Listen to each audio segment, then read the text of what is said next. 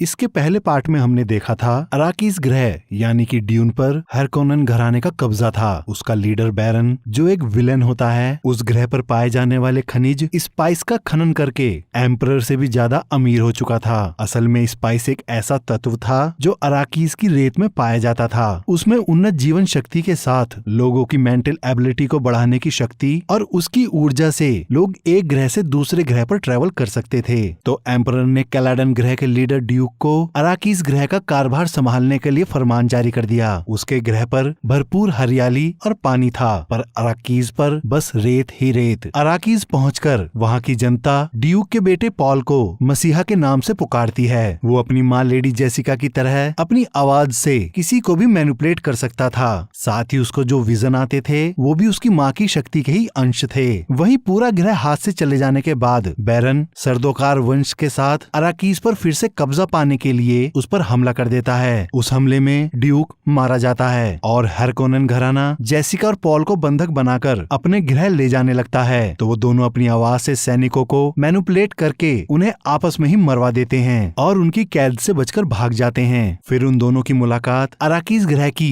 एक core tribe Freeman और उसके लीडर स्टिलगर से होती है। उस ग्रह के खनिज स्पाइस की वजह से उन सभी लोगों की आंखें नीली हो चुकी थीं। वहीं पॉल को चानी मिलती है। ये वही लड़की थी जो पॉल को अपने विजन्स में हमेशा दिखाई देती थी। अब उससे आगे हार्कोनेन घराने ने एक ही रात में अराकीस पर हमला करके पूरे एटराइडस घराने को नष्ट कर दिया और बिना किसी गवाह और सबूत के उनकी लाशों को जला दिया। अराकीस ग्रह को वापस अपने कब्जे में पाकर बैरन अपने भतीजे रब्बान को उसका शासक घोषित कर देता है। इस घटना ने एम्परर सद्दाम फोर्थ को चुप और उनकी बेटी राजकुमारी इरुलान को निशब्द कर दिया था। वहीं अराकीस के उत्तर में पॉल को अपनी माँ जेसिका के गर्भ में उसकी बहन के भ्रूण का विजन आता है। पॉल उसको उनके पिता की मौत और उसके जन्म से पहले सब कुछ ठीक ना कर पाने वाले अपने डर के बारे में बताता है। वहीं बाकी बचे हुए ग्रह पर कब्जा करने के लिए रब्बान के सैनिक उत्तर में गहरे रेगिस्तान में उतरकर फ्रीमैन लोगों को ढूंढ रहे थे। लेकिन फ्रीमैन लोग पॉल और लेडी जेसिका के साथ मिलकर बड़ी चालाकी से हार्कोनेन सैनिकों को मारकर उनके शरीर का तरल निकाल के उनकी लाशों को विशाल सैंडवर्म्स को खिला देते। अपनी सेना को इस तरह गायब होता देख राजधानी में हार्कोनेन की सेना का सलाहकार रब्बान से थोड़ा आराम करने को कहता है। इस पर रब्बान उसको मारता हुआ गुस्से में अपनी सेना को उन सबको जल्दी से मार डालने का आदेश देता है। इधर स्टिलगर अपने लोगों के साथ पॉल और जेसिका को लेकर फ्रीमैन समुदाय द्वारा बनाई हुई गुफा सीएच में आता है। असल में सीएच को खतरे के समय इकट्ठा होकर सभा करने के लिए बनाया गया था। वहां पहुंचकर पॉल और जेसिका को पता चलता है कि उनको लेकर वहां के लोगों की दो भावनाएं हैं। कुछ भविष्यवाणी को सच मानते थे कि आने वाले समय में एक माँ और उसका बेटा अराकीस पर खुशी और समृद्धि लेकर आएगा, और इसी वजह से वो लोग पॉल को अपना मसीहा मानते थे। लेकिन ज्यादातर युवा लोगों का मानना था ये दोनों जासूस हैं। अब फ्रीमैन की कोर कम्युनिटी पॉल का भविष्य तय करने के लिए उसको रेगिस्तान के हवाले करने को कहती है, जिससे रेगिस्तान ही उसकी नियति तय करे। लेकिन वो जेसिका के बारे में कोई निर्णय नहीं लेते। वहीं पॉल फ्रीमैन लोगों की मदद से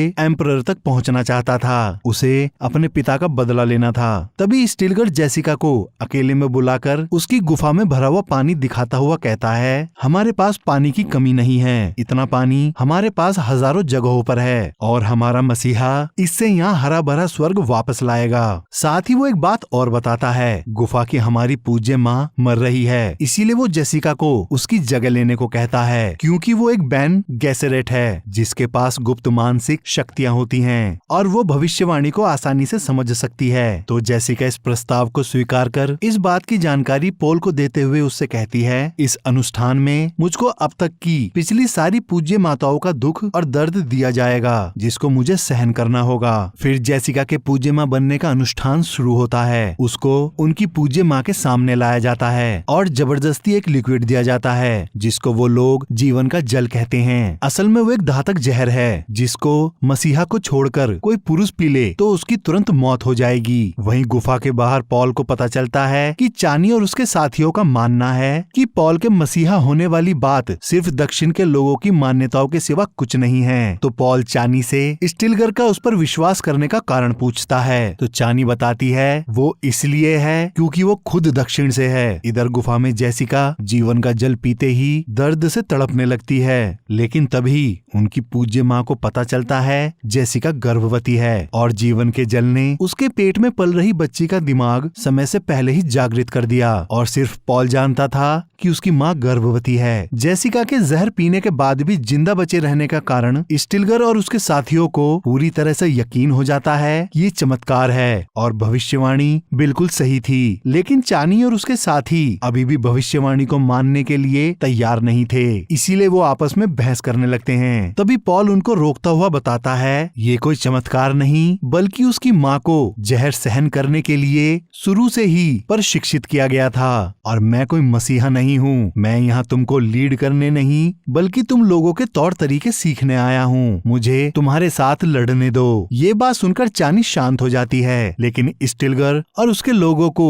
अभी भी उसके मसीहा होने पर कोई शक नहीं था। फिर पॉल की माँ उसे बताती है तुम्हारी बहन अभी से मुझसे बातें करने लगी है, उसको तुम पर पूरा विश्वास है और तुम अपनी मंजिल से सिर्फ एक कदम दूर हो और जीवन का जल पीने से तुम सब कुछ साफ देख पाओगे। उसके बाद स्टिलगर पॉल को अपने युद्ध के तरीके सिखाने के लिए रेगिस्तान में लाकर वहाँ के खतरों को बताता हुआ कुछ दिन जिंदा बचे रहने को कहता है। तो चानी उसे रेत पर चलने का तरीका और रेगिस्तान में जीने का तरीका सिखाती है। उसको पॉल की परवाह होने लगी थी। एक दिन हरकोनन घराना खनन करने के लिए उनके एरिया में आता है, जिसकी वजह से फ्रीमैन और उनमें लड़ाई हो जाती है। पॉल चानी को हमले से बचाता हुआ उसकी और फ्रीमैन लोगों की मदद से दुश्मनों की पूरी मशीनरी और सेना को खत्म कर देता है। तो स्टिलगर पॉल की बहादुरी को देखते हुए उसको उसूल और मुआदिब के नाम से नवाजता है। उसूल का मतलब स्तंभ का आधार और मुआदिब का मतलब रेगिस्तान में जिंदा बचे रहने वाला कंगारू चूहा होता है। पॉल को वो लोग अब अपने समुदाय का ही हिस्सा मानने लगते हैं। चानी भी उसके प्रति सम्मान जाहिर करती है और अपना फ्रीमैन नाम सिहाया बताती है, जिसका मतलब रेगिस्तान का बसंत होता है। वो दोनों एक दूसरे की तरफ बढ़ते हुए आकर्षण की वजह से किस करते हैं। पॉल फ्रीमैन लोगों के साथ मिलकर हरकोनन लोगों के द्वारा किए जा रहे स्पाइस के खनन को कई बार नाकाम करता है, जिस वजह से बैरन अपने भतीजे रब्बान को काम में गिरावट आने की वजह से चेतावनी देता है। वहीं पॉल को एक विजन आता है, जिसके बारे में वो चानी को बताता है कि अगर वो दक्षिण में गया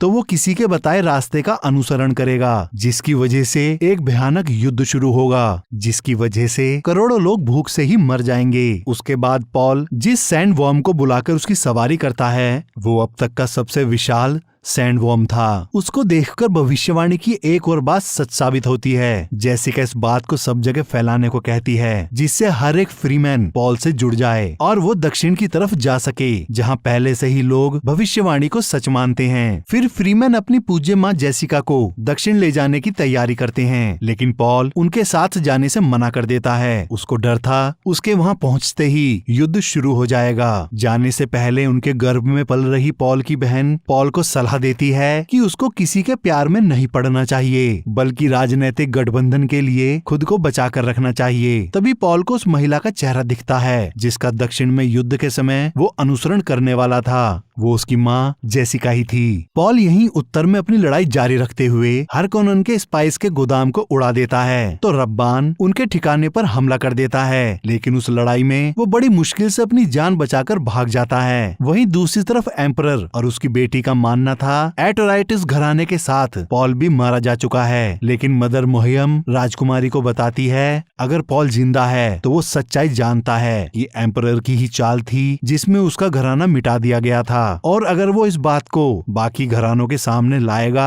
तो फिर एम्परर को चुनौती मिलेगी, जिससे उन्हें अपनी सत्ता गंवानी पड़ेगी। लेकिन इस बात को रोकने के लिए हमको ये पता लगाना होगा कि बैरन का दूसरा भतीजा रोथा, जो अराकीस का अगला शासक बनेगा, उसे हम कैसे कंट्रोल कर सकते हैं। इधर रोथा खूनी ग्लैडिएटर खेल में लड़कर अपनी काबिलियत बैरन के सामने साबित करता है। बैरन रब्बान के विफल होने पर उसकी जगह रोथा को अराकीस ग्रह का शासक घोषित कर देता है। उसके बाद मदर मोहियम मार्गरेट नाम की एक बैन गैसेरिट को रोथा की कमजोरी और उसके अंश को भ्रूण में धारण करने के लिए भेजती है। मार्गरेट अपने काम में कामयाब हो जाती है और मदर मोहियम को बताती है रोथा को सेक्सुअली कंट्रोल किया जा सकता है। इधर अराकीस पर पॉल के पिता का दोस्त और उसको हथियारों की शिक्षा देने वाला हालेक तस्करों के साथ मिलकर स्पाइस चुराने की कोशिश करता है। तो फ्रीमैन के साथ लड़ाई में पॉल उसको पहचान कर अपने साथ ले आता है। पॉल उससे उसके पास हथियारों की कमी के बारे में उसे बताता है। इस पर हालेक उसको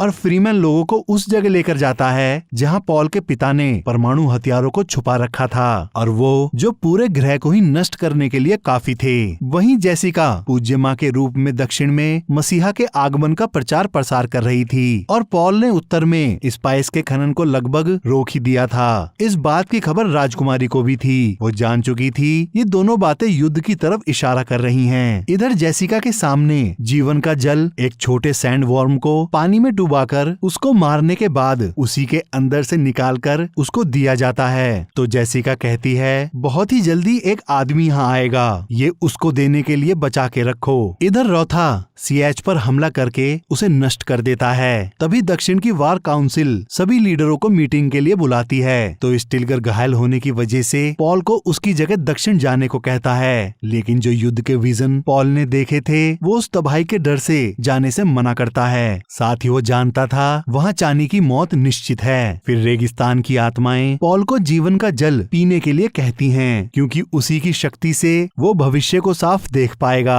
तो वो चानी के एक दोस्त को वहीं छोड़कर दक्षिण की तरफ निकल जाते हैं। रोथा सियाच में आकर उसे मार देता है। इधर दक्षिण पहुंचकर पॉल जीवन का जल पी लेता है और कोमा की हालत में पॉल को अपनी बहन उसी ग्रह पर समुद्र के किनारे दिखाई देती है, जो युवा है। साथ ही वो परिवार के कुछ गहरे राज उसको बताती है। तभी चानी भी उसी मठ में पहुंचती है और वो देखती है पॉल की जहर पीने की वजह से मौत हो चुकी है। तो स्टिलगर चानी से कहता है कि पॉल एक मसीहा है और उसको सिर्फ रेगिस्तान की बसंत के आंसू ही वापस जिंदा कर सकते हैं। फिर जेसिका के मैनिपुलेशन से चानी अपने आंसू को जीवन के जल के साथ मिलाकर पॉल के होठों पर लगाती है। तभी पॉल फिर से जिंदा हो जाता है। उसे देखकर सभी उसको सच का मसीहा मानकर उसके आगे झुक जाते हैं। फिर पॉल अपनी माँ से कहता है तुम बैरन की बेटी हो, क्या इस बात का पता मेरे पिता को था? तो जेसिका कहती है ये बात मुझे भी तब पता चली जब मैंने जीवन का जल पिया। पॉल जान चुका था वो एक हारकोनन है, ना कि एटराइडस।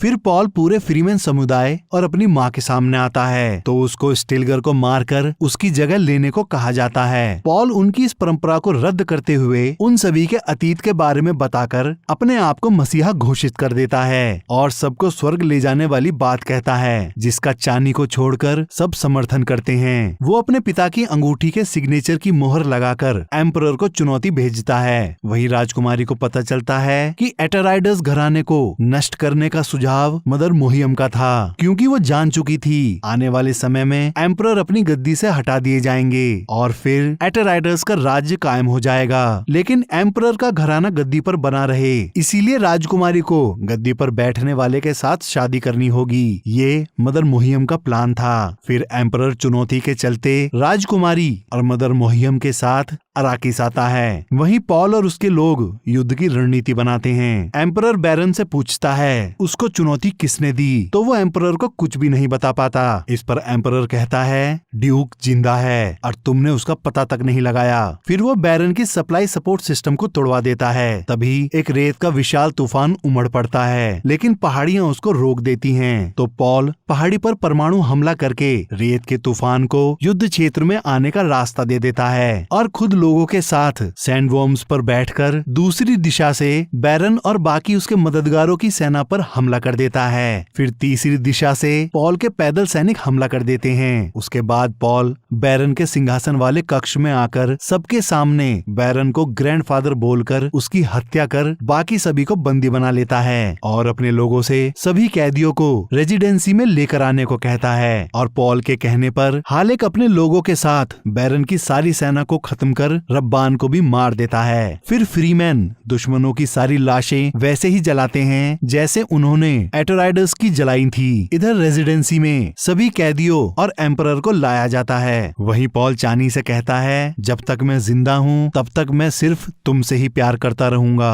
और उसके बाद एम्परर को अपना परिचय देकर हालेक से कहता है अगर बाकी किसी भी महान घरानों ने हम पर हमला किया तो वो स्पाइस के सारे भंडार क्षेत्र को परमाणु से उड़ा देगा। फिर वो एम्परर से कहता है, मैं तुम्हारी बेटी से शादी करके उसके साथ शासन करूंगा, जिसको सुनकर चानी का दिल टूट जाता है और फिर चुनौती के लिए एम्परर को उसका चैंपियन चुनने को कहता है। तभी रोथा उसके सामने आकर पॉल से लड़ता हुआ उसके पेट में चाकू घुसा देता है, तो पॉल उसी चाकू से रोथा को मार देता है। फिर पॉल एम्परर की तरफ बढ़ता है तो राजकुमारी उससे कहती है, मेरे पिता की जिंदगी बख्श दो, मैं तुमसे शादी करूंगी और सिंहासन सिर्फ तुम्हारा होगा। इस पर पॉल अपने हाथ को आगे करता है। एम्परर झुककर पॉल के पिता की अंगूठी को चूमकर अपनी हार को स्वीकार करता है। इस पर चानी वहाँ से चली जाती है। हालेक पॉल को बताता है, बाकी सभी महान घरानों ने आपके आधिपत्य को स्वीकार नहीं किया है, तो पॉल अपनी सेना को स्वर्ग की तरफ जाने का आदेश देता है। तभी पॉल की अजन्मी बहन जेसिका से पूछती है, क्या हो रहा है माँ? तो जेसिका उसे बताती है, तुम्हारे भाई ने महान घरानों से युद्ध छेड़ा है, ये एक महान और पवित्र युद्ध की शुरुआत है। चानी सबको छोड़कर अकेले वापस उत्तर की तरफ जाने के लिए निकल जाती है और ये कहानी यहीं